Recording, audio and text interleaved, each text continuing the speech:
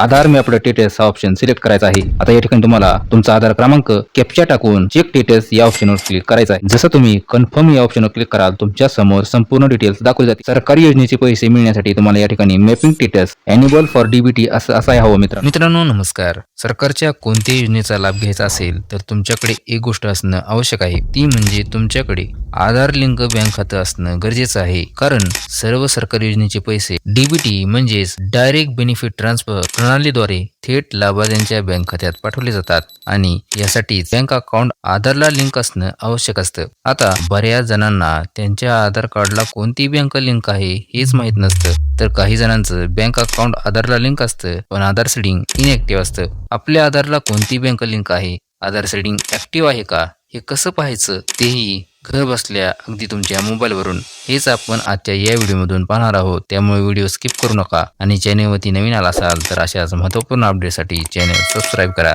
मित्रांनो, आधार लिंक खातं चेक करण्याचे 2 पर्याय आहेत, त्यातलीच एक प्रोसेस आज आपण पाहणार आहोत। चला तर मित्रांनो व्हिडिओ सुरू करूया।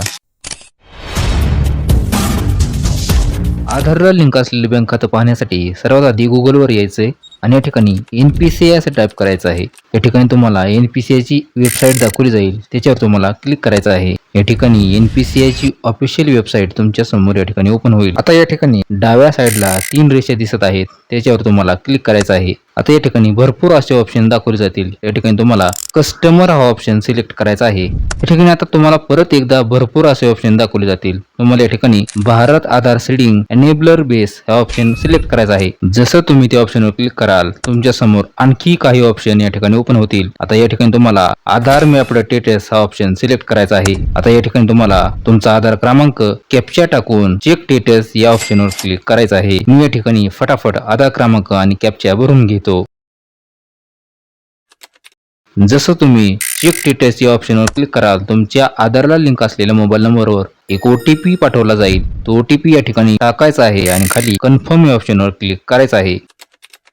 जसं तुम्ही कन्फर्म या ऑप्शनवर क्लिक कराल तुमच्या समोर संपूर्ण डिटेल्स दाखवले जातील। या ठिकाणी सुरुवातीला तुमचा आधार नंबर, त्यानंतर या ठिकाणी मॅपिंग स्टेटस, सरकारी योजनेचे पैसे मिळण्यासाठी तुम्हाला या ठिकाणी mapping status enable for DBT असं असायला हवं मित्रांनो। त्यानंतर बँकेचे नाव, संपूर्ण डिटेल्स या ठिकाणी तुम्हाला दाखवले जातील मित्रांनो। या ठिकाणी तुम्हाला दिसेल तुमच्या आधारला कोणती बँक लिंक आहे। अशा प्रकारे तुम्ही तुमच्या मोबाईलवरून अगदी सहजरित्या तुमच्या आधारला कोणती बँक लिंक आहे हे पाहू शकता। पण मित्रांनो, ही सर्व प्रोसेस तुम्हाला वरील टायमिंग मध्ये पूर्ण करायची आहे मित्रांनो। मी आशा करतो या व्हिडिओ सांगितली माहिती तुम्हाला व्यवस्थित समजली असेल। आतासाठी एवढंच, पुन्हा भेटू अशीच एक महत्त्वाची अपडेट घेऊन। तोपर्यंत काळजी घ्या। जय हिंद, जय महाराष्ट्र।